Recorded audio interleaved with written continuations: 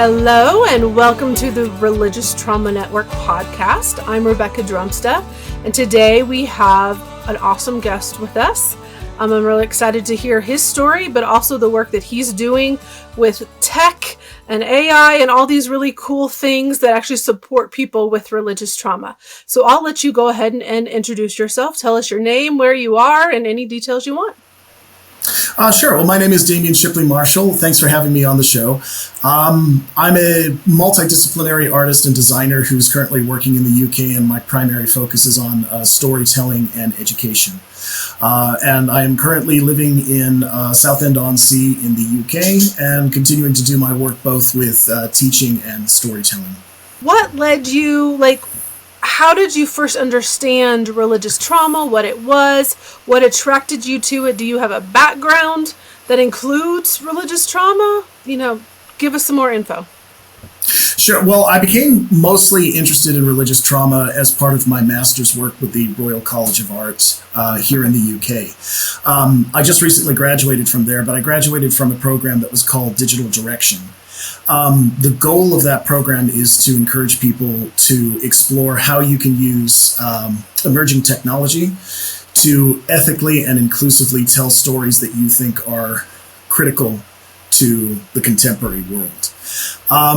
And for my final project, I decided to focus on my own experiences in growing up in fundamentalist Christian communities back in the United States. So I'm originally from Colorado Springs. I grew up in the 1980s and the 1990s. So the communities that I grew up with were very heavily influenced at the time by people like Dr. Dobson and the Focus on the Family people. We also saw I think it was the World Church with Pastor Ted Haggard, where it was just kind of starting to take off. And I had a very bad experience with that. My family was not fundamentalist at all, but we were growing up in those communities and very negatively affected by it, I found, because there was a lot of things that happen within fundamentalist communities where it starts bleeding out and starts affecting other aspects of the communities that they're in. They start kind of injecting themselves into the political narrative. I believe that they enforce lifestyles that are not necessarily healthy to the individual or the environment. So I felt that was kind of the critical thing that I wanted to focus on for our storytelling. And that's kind of what led us into our new project, which was the Hunting Unicorns. Hunting unicorns. Mm-hmm. So you grew up Colorado Springs area. Your family was religious but not fundamentalist Christian. Years later, as you've now moved to the UK and you're doing all this, you start putting some pieces together. Is that what I'm hearing with this Religious Trauma Hunting Unicorns project? Yeah, it was. I grew up hating the United States and hating Christianity as a concept. I now look back on that and I see it wasn't like a healthy sort of attitude towards it. And the reason for that was we were receiving a lot of kind of negative treatment from those communities, and they would often, express themselves as being like the true Christians or the real Americans.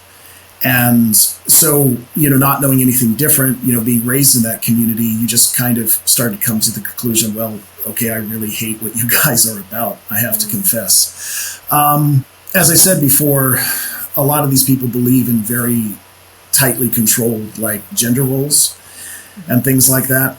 So even though, like I said, my family wasn't religious, but when I would go to school, I would very often be taught by teachers that were influenced by these kind of ideals. They would take one look at someone like me and saying, okay, well, you should be playing football. You should be chasing skirts. You should be kind of doing all of these things that we associate that with normal kind of heteronormative gender normative stuff. Yeah, gender normative, good Christian all-American boy. And when I wanted to draw or play the cello or kind of just do my own things, they sort of felt that there was a need to kind of fix me. And when I didn't go along with those things, You weren't necessarily above being ridiculed by a teacher, by the adult in your life, and sometimes in front of some of the other students. So, yeah, you just sort of start getting like a really... school? A private school? Yes, it was. It was a public school, yeah.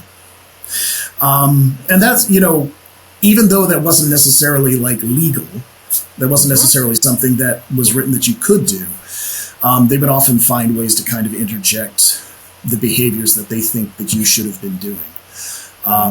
So it was very hard for me kind of growing up. I was considered to be, there were rumors going around that I was gay. There were rumors going around that I was a Satan worshiper.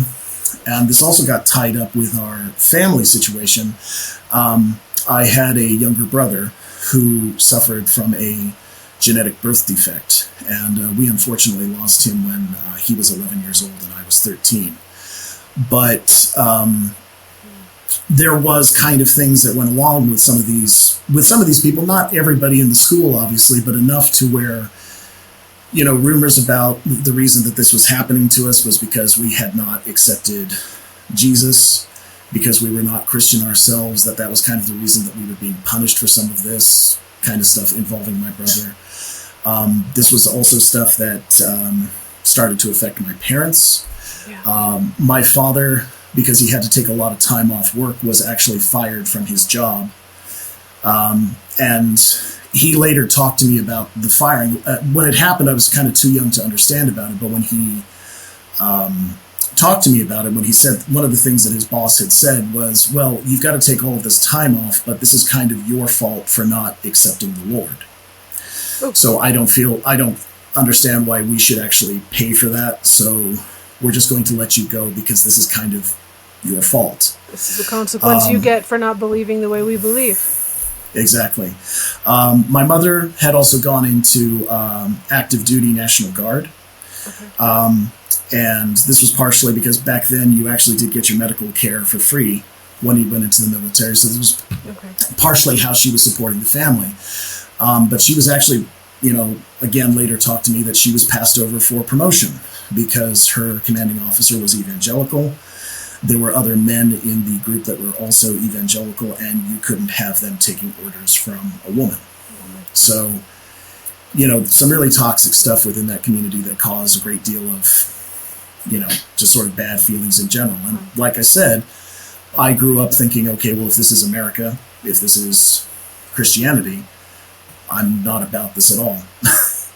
Yeah, so I got it wrong the first time. Your family was not religious, but you grew up in a highly religious community. Is that correct? You didn't go to church on Sundays and every Sunday morning and every Wednesday night. Well, my mother, for a while, did. She was an Episcopalian, but I was never required to go. Yeah. In fact, the first time I had even gone to church or considered going to church was in the first grade, I think.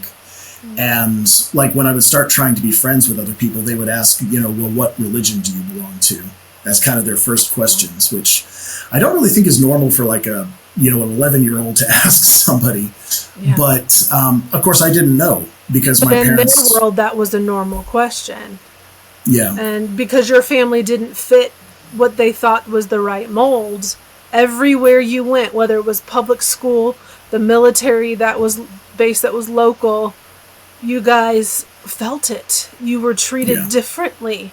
You were shamed or shunned or blamed for horrible things that happened in your life because you didn't do what this little group of people in that community thought you were supposed to be doing. The belief system that trickled down into, from what we know today, fundamentalism, as you said at the beginning, it has infiltrated evangelical spaces. It's not just its own thing anymore. Fundamentalism has bled into traditional churches, like even the big mega churches still hold fundamentalist beliefs quite often because, as you explained, it kept infiltrating through the schools, through the military, through workplaces, through everywhere it has gone. Yeah. I remember I was 18 when I decided that someday I was going to leave the United States. Now, I eventually did actually get that opportunity. When I turned 30, I was able to, I got an opportunity to move and live with some relatives in Australia and pursue an education degree in earnest. And it was actually once I kind of stepped away from that I realized that what I was seeing back in the States was kind of like a bit more of an isolated incident. I actually started becoming a lot healthier once I started gaining other perspective from actually other Christians. Like when I first got to my first school posting, we had a school chaplain. And because it was Australia, everybody just called her Chapo. But when I heard that, of course, in my mind, I'm immediately thinking, oh crap. I mean, like before, like I came from a system that didn't have like any kind of official religious organization in it. And now I'm going to one that actually has like a church official in the school. This is going to be really bad. Yeah. But once I actually started getting to know her and once I actually started talking to her, I realized that, well, no, actually her job is almost exclusively around mental health. Like she's tied to the church, but she was a really positive force in the school. And I developed kind of a really nice relationship with her. She was eventually replaced with another male chaplain, and I became very good friends with him. And we had a lot of great conversations about, you know, his version of Christianity, the Christianity that I was born with, the different kind of interpretations of faith, because he actually did study theology. Okay. And yeah, just that was like the first time I kind of started to realize that, okay, this is a little bit more of an isolated thing in America. This isn't necessarily everything that this organization is about. And I'd say that actually was part of one of the things that's kind of started me on the healing journey, to be able to like look at this in a little bit more of a neutral light. Yeah. But, you know, obviously that original trauma was still there. It was still present. It still got my ire up every time I heard about what was kind of happening in the States. And I think, though, it's important that you brought it up, because in the religious trauma, spiritual abuse spaces right now, it's people usually only think of as a kid who grew up in a religious cult, in a Southern Baptist, Independent Fundamental Baptist church, that grew up inside the trenches. But what you're explaining is so important for people to understand, that you just grew up being in like the external influence of the fundamentalist belief and mindset. And that in and of itself became abusive and traumatic for you. And you weren't in the fundamentalist church. You didn't have fundamentalist parents. You weren't being raised, but you were being influenced by it just because of the city that you lived in, just because of the world where you were growing up.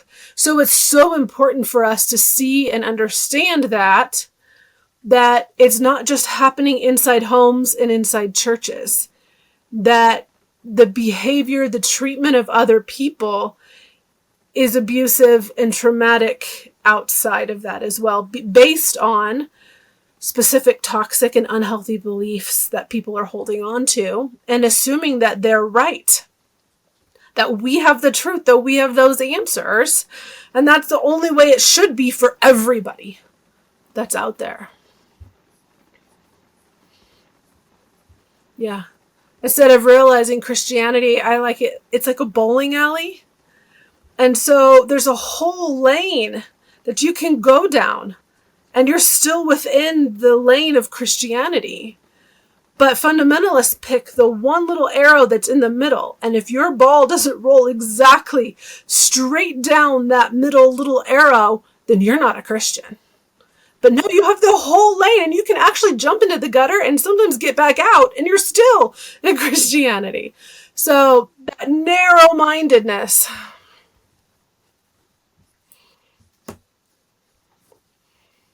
Mm-hmm.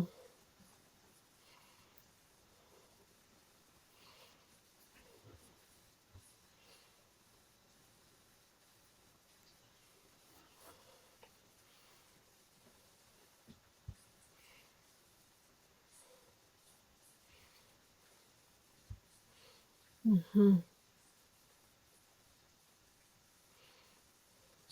Yes.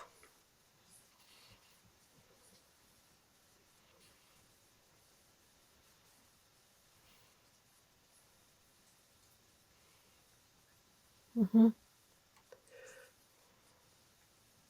And freedom of choice. Like, we all have the freedom to make a choice, whether we stay Christian, just a different, flavor or version of Christianity, whether we walk away from religion altogether.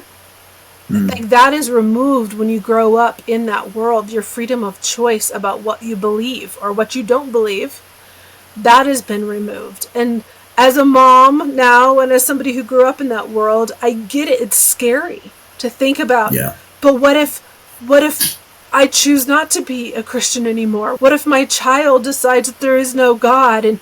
But that is, to me, a basic human right, is the freedom to choose what you believe. It is not my job to tell my child what to believe.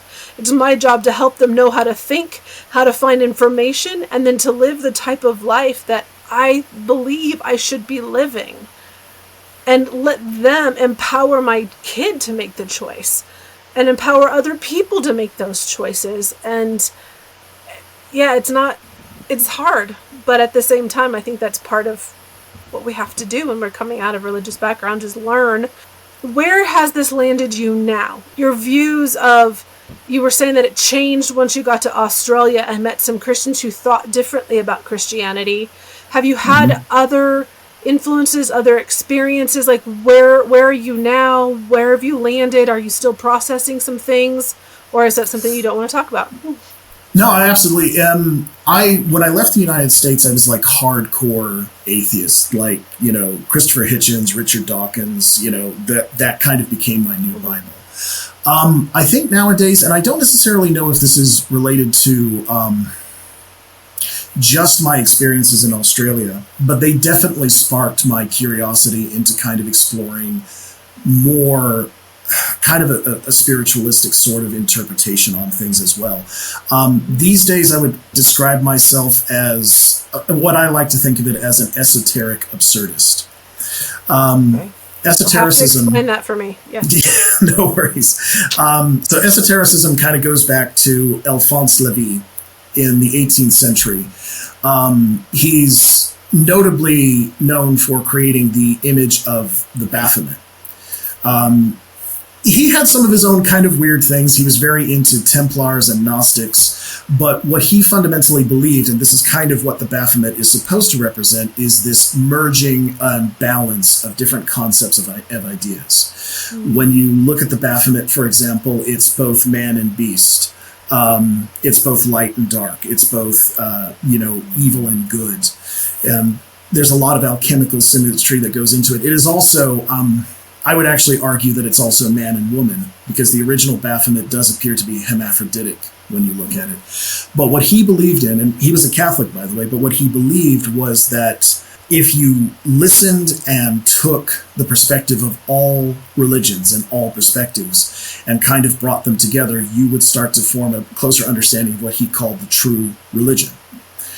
And I kind of more interpret that as just kind of coming closer to perennial truth, I suppose. I think by listening to different people's religions and perspectives, we can both, religious perspectives, philosophical perspectives, scientific perspectives, we can come closer to fully understanding our reality and our world.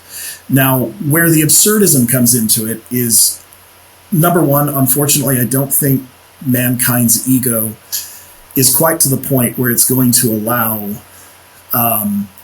their perspective to potentially take second place, or allow them to listen to another cultural's perspective to kind of mix and match. The world religions they strike me very much like Dungeons and Dragons players who come to the table and want their character to be the main character of what is supposed to be a collaborative story. They don't like this idea of sharing those perspectives. So I'm an absurdist because I don't think it's going to happen on that realm, number one. And number two, I think even if we were able to get past that, we as humans, our perspective isn't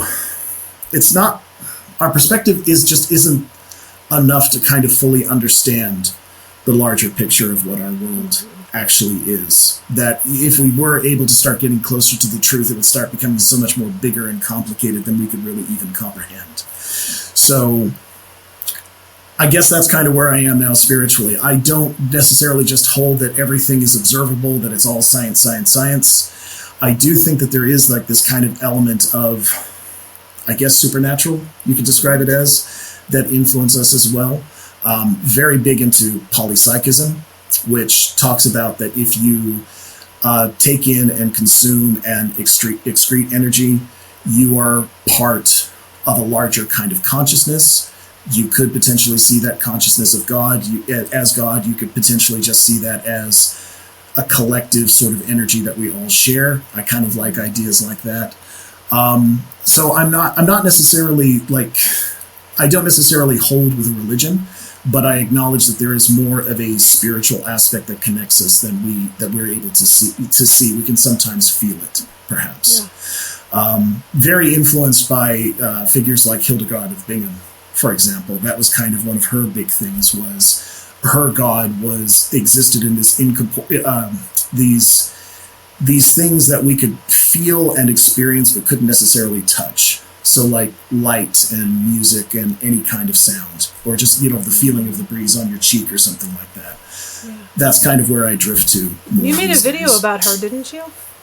We did. It was our first real big experiment with just using almost exclusively generative AI. Partially to show the kind of stories that you can make with us should you decide to work with us, but also just as kind of a way for us to experiment in creating those stories. But that's a good segue into it. Let's talk about hunting unicorns. Yeah, we know you. We know some of your story, kind of where you're at.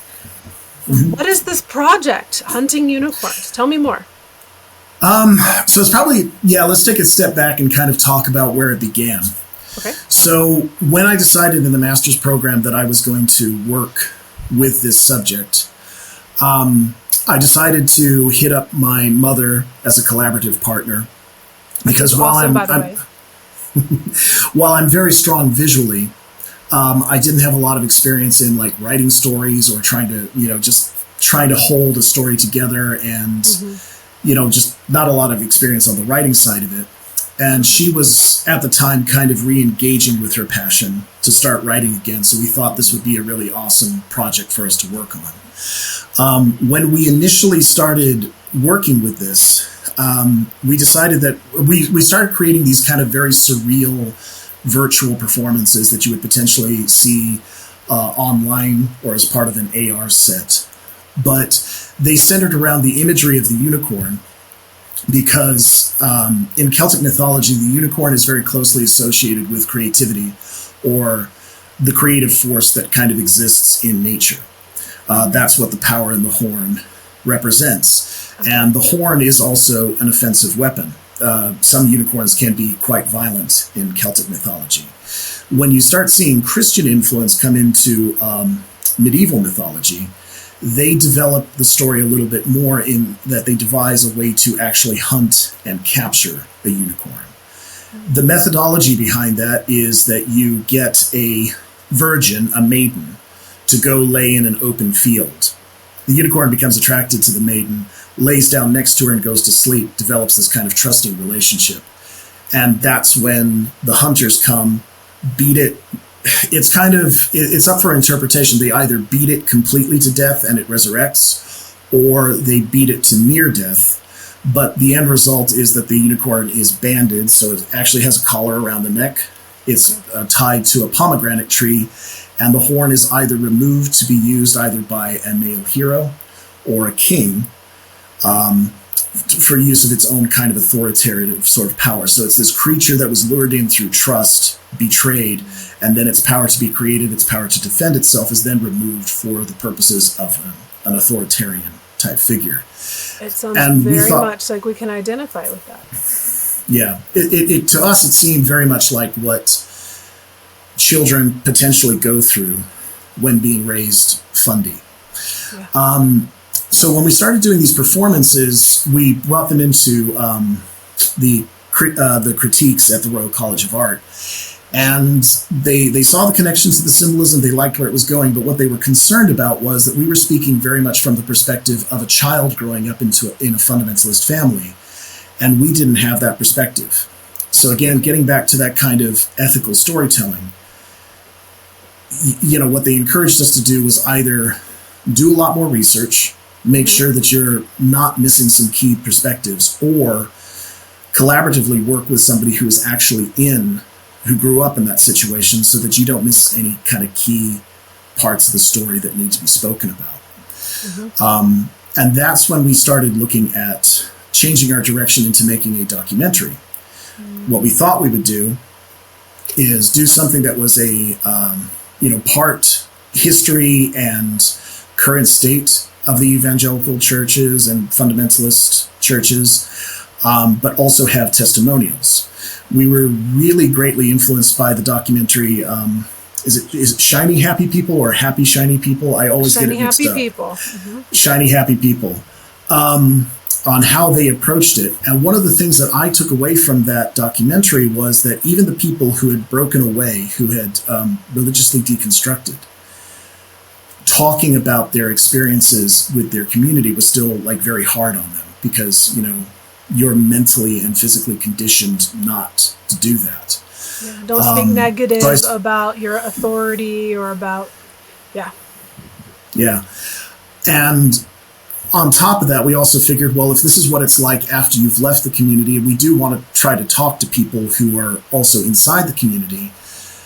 Obviously, if they do that, they're going to face repercussions for that. So we immediately knew, okay, well, we're going to need to be able to protect their identity in some way for people who don't want to be identified talking about this. Now, I wasn't in favor of doing kind of the traditional way that you get around this, like the blurred oval in front of the face, the distorted voices. Because that removes the personality and the person behind the story, quite literally. Yeah.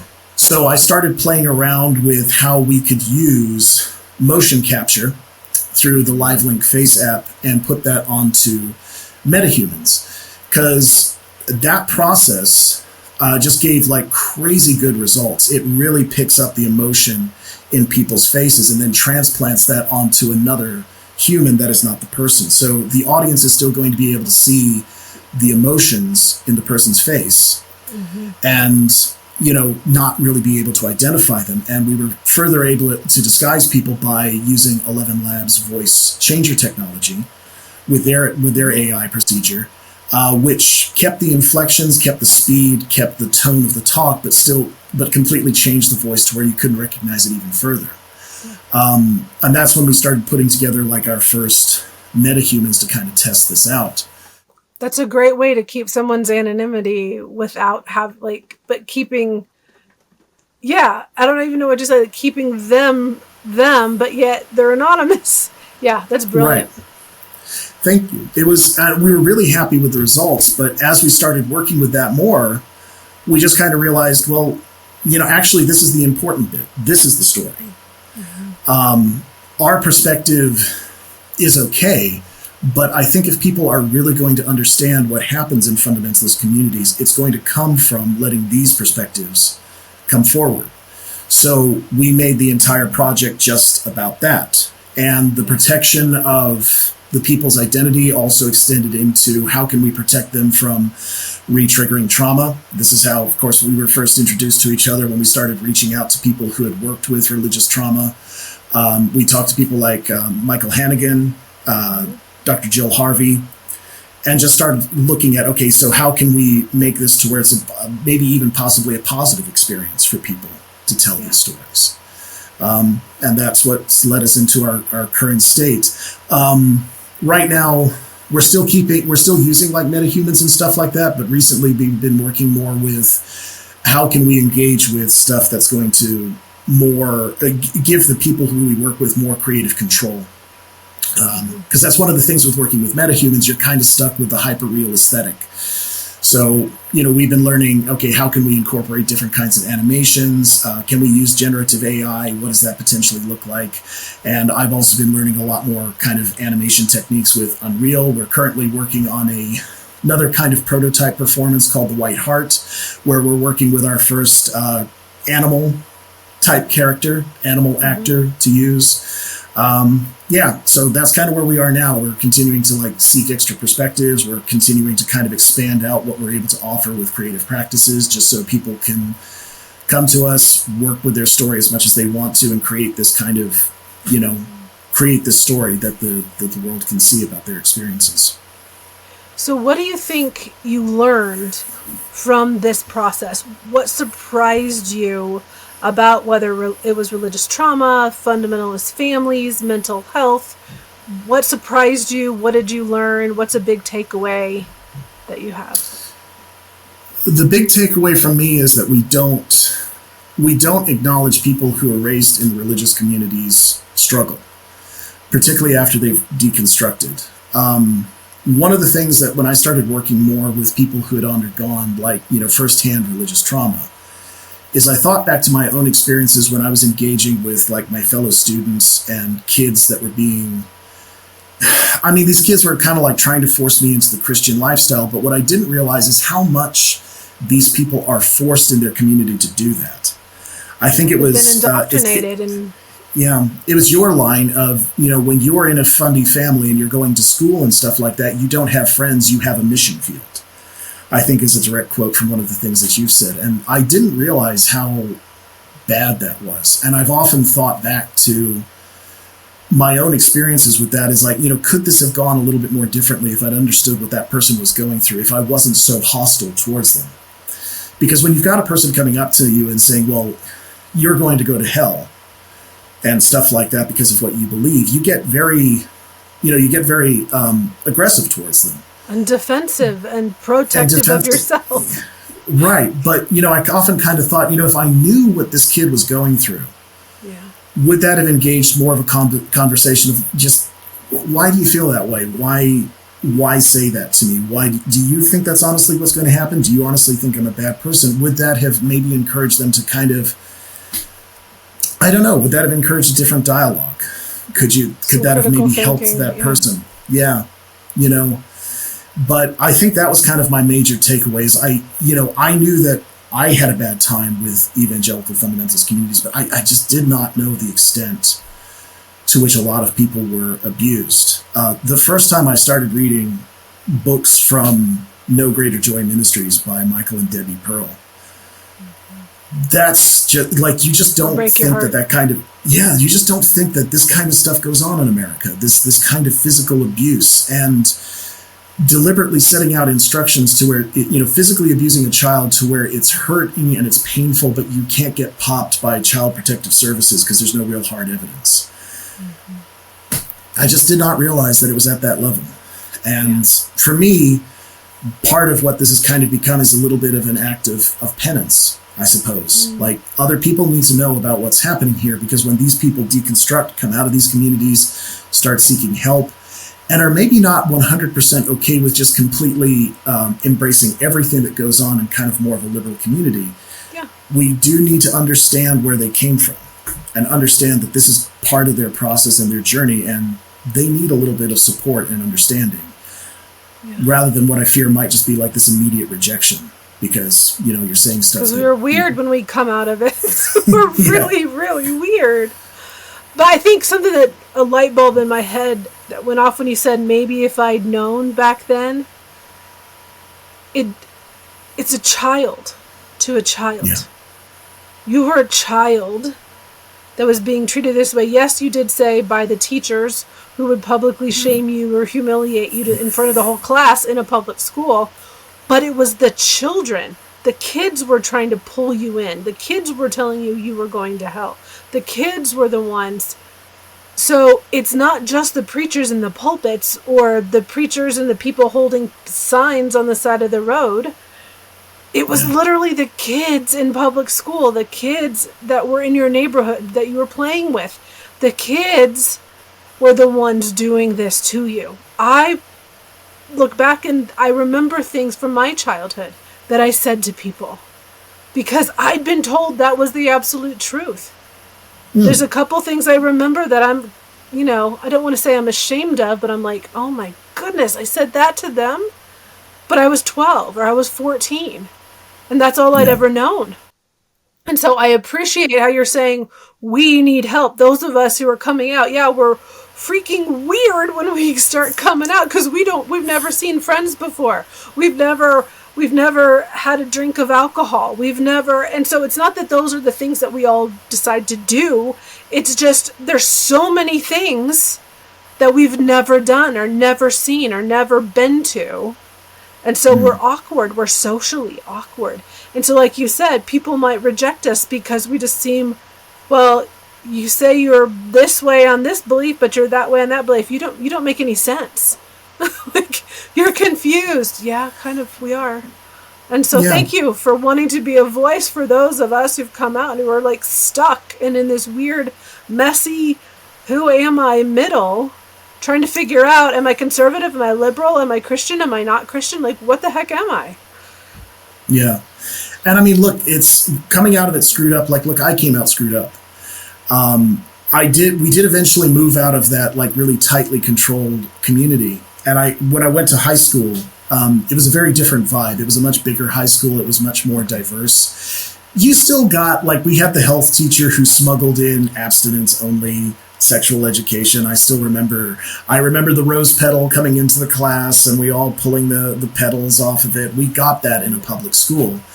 But, because I was screwed up about religion, I mean, I developed a close friendship with a Catholic friend, a much more traditionally kind of Catholic friend who I'm still very close to him, even after high school over all these years. But I mean, yeah, some of the things that I said to him in our early days of, just poking fun of his religion and his faith because of my experiences over there, I'm sure strained the relationship more than once. But fortunately, we were able to come out of it. And I would also say that he was also kind of part of that healing journey.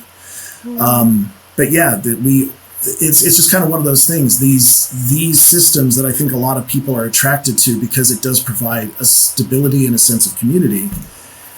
It can kind of mess you up. And when you kind of get out those doors, you're not necessarily always prepared for, talking and communicating with people on the other side of them. And I think that happens to just more people than just the ones who were raised in the families.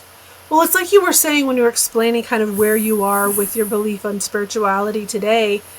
Like, we all like compartmentalized boxes because we can keep track of it. It makes sense to us. Even if we need to reorganize something, there's still like, it fits together like a puzzle. It's still, we have answers. There's a place for it. It's all going to fit.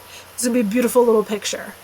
But when you step outside of such a structured, this is absolute and this is absolute bad and absolute good, it becomes chaotic in our minds. And sometimes you can't grasp that because we want to make sense of everything around us. We want an answer for everything. And just the way our humanity is. And so when you begin to question your faith, you begin to question the experiences you had as a child, it's a different reality. Like, this was my lived reality, but is this where I'm going? Is this my next reality? So you've talked a couple times, you've used the word healing journey. What did that look like for you? It is definitely going to be just listening to other people and engaging with other people of different perspectives.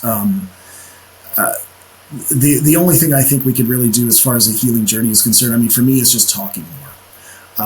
And realizing that I could talk about myself without it seeming as just kind of petty or weird. Because I think one of the things that you start doing is, like, when you've rehearsed and talked about all of your problems in your head so much, they seem very watered down and not all that important to you. But when you actually, like, start speaking and talking to other people about your perspectives and you start talking back and forth about those ideas, that's when you really start to I think that's what starts your healing, because you start to understand that, like you said, you're not the only person who's screwed up. There's other people who have experienced this. And on top of that, I would also say just kind of opening my mind to what I read. I still love Christopher Hitchens' books, but I also like listening to Hildegard of Bingham's prophecies and listening to her music. I love Gnostic art. I love listening to certain aspects of religious faith. One of the best things that I've ever heard for, like, kind of the creation and existence of God is that and I can't remember who it said it. I think it was actually like the manager for Steely Dan or something like that. But, God is that blanket that we throw over the universe to just kind of give it like a little bit of shape, so we're not just always staring into the void. Things like that are you can see value in it, even though I don't necessarily gel with the whole Christian faith. Once you start kind of exploring different people's perspectives of it, you can start to appreciate it a little bit more, and you can kind of start incorporating it into yourself more. Yeah. You don't necessarily have to agree with everything that somebody else says about a religion, but their perspective can still affect you. And, you take it in, you make it yourself. It's not necessarily what they see, but that doesn't matter because it's what you see, and it's what helps you understand the void. I love that you took the conversation that way, because that's what we're trying to do with Religious Trauma Network, is we all have a common background of religious trauma. Whether it's like you call it like secondary religious trauma, where you weren't in the fundamentalist or cult family, but you were greatly impacted by those beliefs, or me who grew up in it. But we have the same background, but where we've gone, what healing looks like for you and for me is completely different. What you believe now about spirituality and what I believe now, they're completely different. And yet we can learn from one another. You taught me some big words there that I didn't know. Like, we can learn from one another, and we don't have to run opposite ways and be like, oh, you believe that? Bye. We don't have to do that. We can be friends. We can have constructive conversations where we still, the goal isn't to change your mind. The goal is to listen and to learn and to hear your heart. I might change my mind, but I might not. But the goal isn't for me to be in there using all my apologetics and all my Bible verses to change your mind. It's to hear you, to learn about you, and to care about you. So I'm glad that you brought that up, because that is one of the goals that we're trying to do with Religious Trauma Network. Is we don't have to agree on everything. Our core team and our advisory panel, we don't. But we all want everyone listening or watching to heal and to figure out what this means for you. What does healing look like for you? Absolutely. Now, if somebody is wanting to start telling their story, maybe they've never shared it with anybody, they've never written it down anywhere. You now, as this professional, School of Arts trained storyteller, what do you recommend for someone who they don't know where to start? How would they start telling their story? So the first thing I would definitely say is push out all of the thoughts in your mind that says your story isn't valid. One of the first things that started to happen when my mother and I started experimenting with telling our own stories is we were always just kind of like, should I say this? I mean, it just kind of seems like I'm whining a lot. Like, I don't know if this is too terribly important. But I can guarantee you, like, if you express your story and if you talk about your story, even if you don't have anything that's like too, like what you would consider sensational, we don't always experience religious trauma in the same way. Like, we're not like Marjan Satrapi, whose uncle was imprisoned for his political and religious beliefs and then killed. We don't necessarily all have that story, but we still have a story that's going to connect to somebody else. With my story, even though I just kind of looked at it as like, my first story just kind of felt like, I just kind of feel like I'm sitting there whining. It doesn't really seem all that important. I have had people come up to me and say, yeah, I kind of identified with what you were saying there. I've had other people come up and, just in a completely different context, like, I don't necessarily get the religious stuff, but that thing you said about being a teacher and putting your own kind of indoctrination onto people, that resonated with me. So push out of your mind that your story isn't valid, because your story is absolutely valid. Even if it's just valid to you, it's important to say. The second thing that I would say, and this is kind of more along the lines of mental health, talk to a person who you trust and tell them what you're doing. And if you are looking at like doing a story with someone like myself or just anybody else and collaborating like that, show them the stuff that that person is saying, show them the material that they're working with, and just kind of make sure that somebody knows what you're doing, because you're probably going to want like a little bit of a support while you start kind of reliving this. And I think also the big thing is work at your own pace. Don't give yourself necessarily a deadline. Start off with trying to write it down. If you work with us, that's kind of the first thing that happens is there's just sort of this introductory conversation. What do you want to say? What are you feeling? How are you feeling about this? We do a double check to see if you do have somebody in your life you can talk to. We will work with you to like help write it down, for example, but just kind of start with baby steps. Write it down. Take at least 2 days in between steps to kind of evaluate how you're feeling about it and to let yourself kind of process what you've done. And then see if you want to continue the next steps and just kind of continue working with people and keep going from there. I would say are kind of like the first big steps that you need to do in creating the story. So what is the goal with hunting unicorns? Like, is there an end game? Is this just a resource you want to be for people to help them be that creative outlet for their story, for themselves? Like, what's the end game here, or is there one? It's probably safe to say I don't necessarily know if there is an end game. We've started this. We think it's good right now. We fully expect it as we start working with community members to change, and it might change from person to person. For our part, we do talk with the people that we work with as far as possibly displaying these stories. We do think it's important for people who have not experienced religious trauma to understand what's going on. So we do want to share these stories with people, but we try to give the participants as much creative control as possible. So it's pretty much whatever we create is going to be that dialogue is just going to be exclusively between us and the person, and it's going to become whatever that person wants it to be. If they want it to be a private story that they just kind of sit on indefinitely and never show anybody and just kind of listen to themselves, that's fine.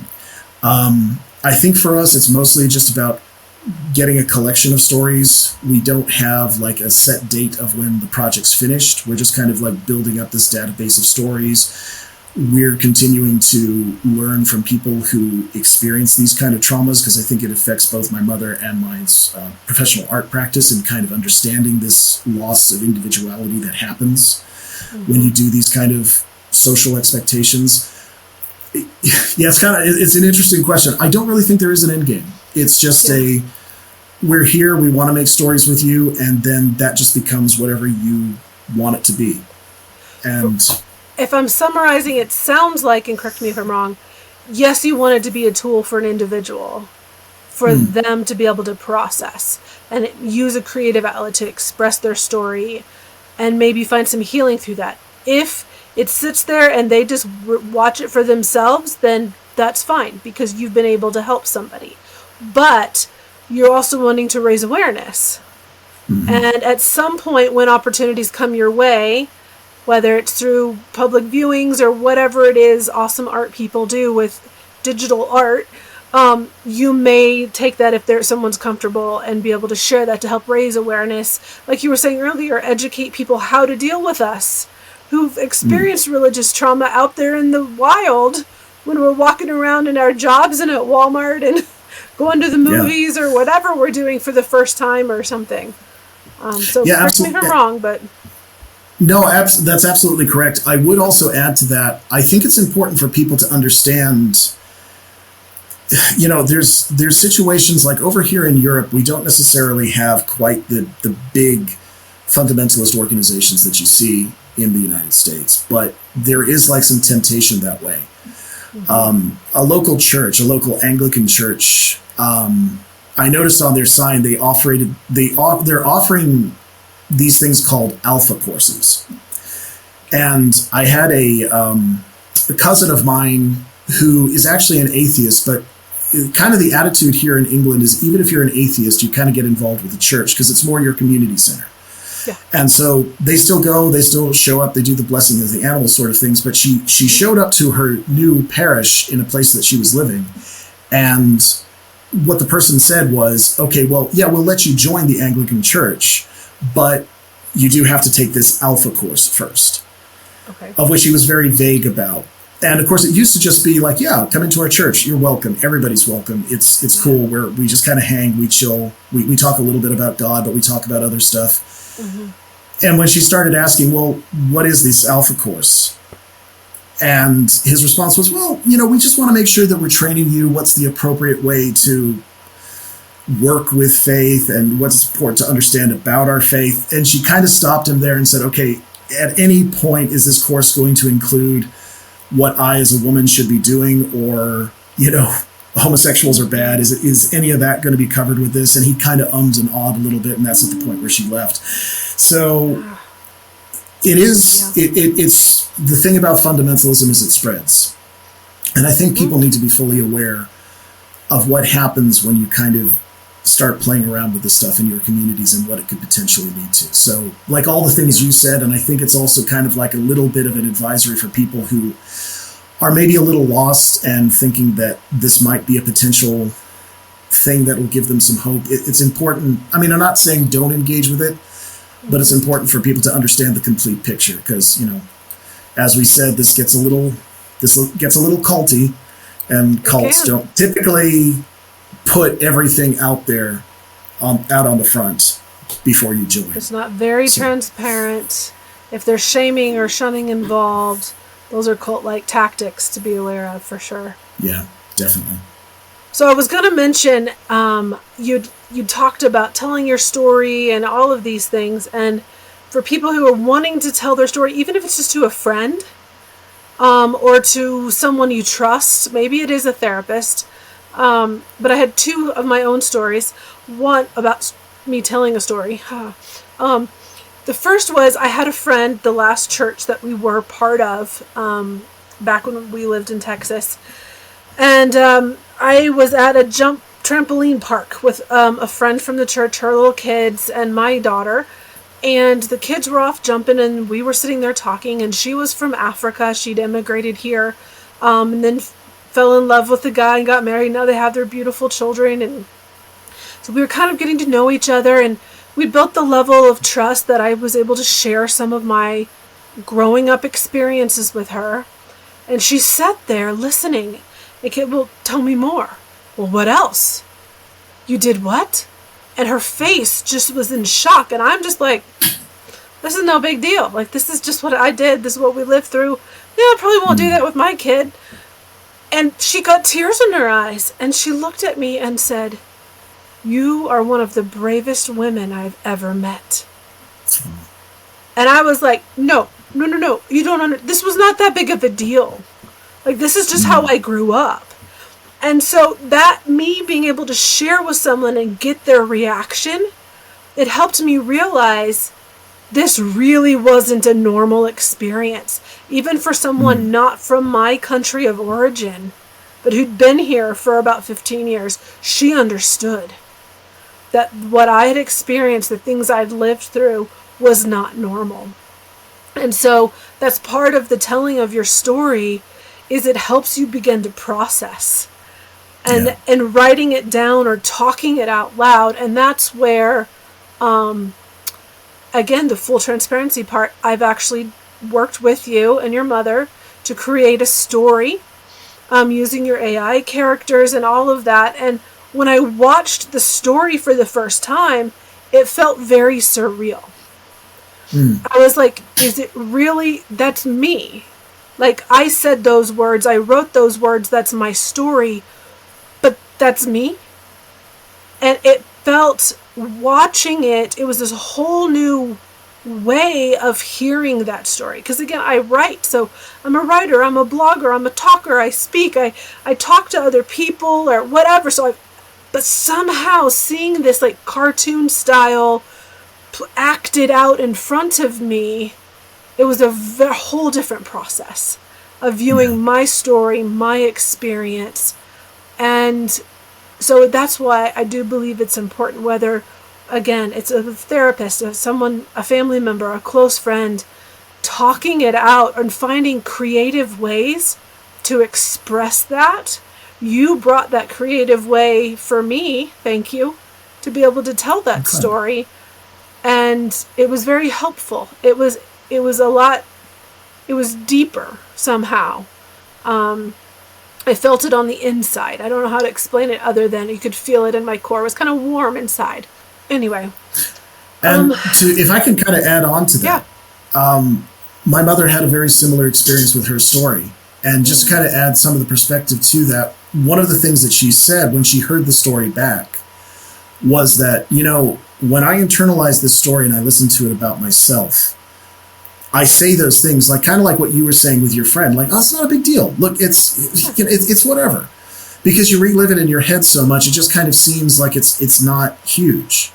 Yeah. But when she heard this, as you said, this cartoon version of herself saying it, it's like, I feel sorry for that person. Yeah. But that's my story, but I can't feel sorry for myself. Yeah. And it made her realize, like, actually, no, what happened to me is not okay. Yeah. It is a big deal. Like, if somebody told, when somebody told me my story, I realized that, no, this is not acceptable. You poor thing. Like, she was feeling sorry for this thing that didn't exist. We don't have a chance to really celebrate what we've accomplished unless we've actually kind of seen it in another perspective. So yeah, that's fantastic, because we were very interested to see if these stories could be a part of that healing journey. And we've only experienced that ourselves. So to hear that from a person who's participated and worked with us is just great. It's just that extra bit of affirmation that, yeah, this is okay. We're doing a good thing. I had to be ready. I think 5, 6, 8 years ago, I wouldn't have been ready. Because point. Not everybody is, but I was ready. I was at that place where I'd worked through enough of it that I was ready. And it might be that punch that some people need to get them over a hump. I don't know. But I think it just depends on the person and where they are. And definitely. And that is important, to be honest with yourself. And from our standpoint, like, I'm sorry to interrupt, but just when you're working with us and we're working with your story, we do sign a document with you that states that you're pretty much in control of the entire timeline. Yeah, I mean, even if it gets to the point of, like, yeah, I said I was okay with you guys displaying this, but I'm not anymore, we pull it. That's important. If you want to stop for an indefinite amount of time, we totally understand. We don't communicate with you until you're ready to talk to us. Well, you're centering the survivor. That's awesome. It's trauma informed. That's great. I'm glad you guys have that in place. Yeah, great. And that was part of, like, talking to you and Michael and Dr. Harvey and all those people that kind of gave us that mental health perspective that we just didn't have. Yeah.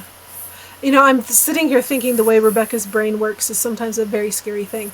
But I'm remembering back to being told about becoming desensitized to evil and to sin. And there were certain movies we couldn't watch because there might be a sex scene or murder scene, or there's bad language, and we're going to become desensitized to evil.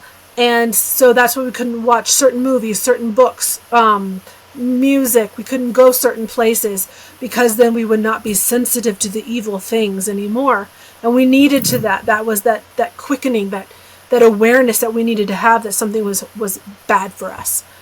And it's just clicking in my brain that what actually happens in so many religious spaces is that we become desensitized to control and abuse. Yeah. Because that's all we knew. That was our normal. And when we see abuse, when we see control dynamics, we don't even recognize it because we're desensitized to it. And like you mentioned, Shiny Happy People. Well, there was like a rebuttal film that was released saying this didn't really happen. And like we talked about earlier, they said it was a whole attack on Christianity. When in reality, it's not. It is not an attack on Christianity. It's just people telling the truth of what they experienced, of what they saw, what they witnessed, what they felt. And the people involved in that, as I've watched some of the conversations around it, some of the reasons the film was made, a lot of the people that are pro this, retaliation film, they're desensitized to control dynamics and abuse because they don't know anything else. Yeah. And I keep seeing this showing up over and over again when abusive theology or abusive beliefs are part of your religious system. You don't recognize it. And that moment when I knew what abuse was, I was a young mom. I don't remember why I was coming downstairs. I remember just having to sit down real fast before I fell down. Because that overwhelming of what I experienced wasn't normal. It was abuse. It was abuse. It hit me. I just had to sit down, hold onto the stairs, and cry. because you never want to admit that you had an abusive childhood. You never wanted to admit that your teachers abused you publicly. And you never wanted to, none of us want that. But yet, when it becomes part of your story, and the environment that you were in told you it was normal, what do you do with that? You just kind of say that's the way it goes. Yeah. And it just continues to affect you. Yeah. Anyway, Rebekah's brain for the day. There we go. No, that's so good. What's next for you, Demian? What's next? Oh, well, I'm continuing to work on Hunting Unicorns, which we are now dubbing Hunting Unicorns: Life After Fundamentalism is the full title of that. And that was decided once we started kind of figuring out kind of what everything that we wanted to do with the Hunting Unicorns, because now we don't just necessarily focus on just people reliving their trauma. We also want people to kind of reflect on, what did you do to survive? What were some positive things that came out of this? Mm-hmm. And it's all kind of part of that helping with people in their healing journey. So we're doubling down on that kind of aspect of it and encouraging people to talk about the entire spectrum of what happened. Yeah. I am currently, I'm a very amateurish when it comes to animation and filmmaking and all that kind of stuff. So I'm continuing to kind of increase my skill set with Unreal Engine.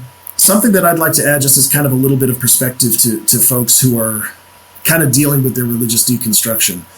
I do just kind of want to say, for me personally, and I think to a lot of other people, you guys are heroes to a certain extent. We live in a world right now where everybody is beholden to somebody who is providing something that they feel that the person feels they can't live without. So, for example, right now we're beholden to like big tech companies because we want the comfort and security that comes from working with those technologies like Google and stuff like that. So to actually see somebody who said, you know what, I'm going to actually take a step back, I'm going to take the hit to my personal lifestyle to just work on me and get to a healthier place, I think that's a very positive message that a lot of people need to hear. Yeah. Watching people like you who have deconstructed, who have done that, is a very inspiring thing. And I think that's going to be kind of the new kind of hero archetype that emerges in this modern age. Like, that's what we need to do to start walking away from this control. So I'm currently in the UK. I've just accepted a position as a teaching position up in Hertfordshire. So I'm starting a whole new journey, going through all of that kind of stuff and moving. Still working on my art, still working on my illustrations, and still working on this. So it's busy times, it's full times, but it's very fulfilling. I think for the first time I'm actually living the life I was supposed to. I also have to kind of say, I think for probably getting closer to the first time in my life, I'm actually getting happy. That's awesome. I'm so happy to hear that. That's wonderful. Any closing remarks? Any other thoughts for people, for yourself? Anything that I haven't asked you wanted to say? I think particularly during these times where we're seeing like a major shift in the world, and it is partially responsible to some of the things that we've been talking about, authoritarianism, this giving yourself over to headship. I think for those of you who are fighting that, and I think the closing remark I would say is the enemy is always going to lose if you just stay at it. And in these times where we've got authoritarianism on the rise, where we've got things where you've got people trying to control somebody else, as long as you dig your heels in and say that you're not going to do that, you will eventually hold out. I think that's kind of the big lesson that we need in this day and age. And, to all the people who are working on themselves and being told you're being selfish for doing that, tune it out. Continue to work on yourself. You'll make yourself better, and I think ultimately you will make your community better as well.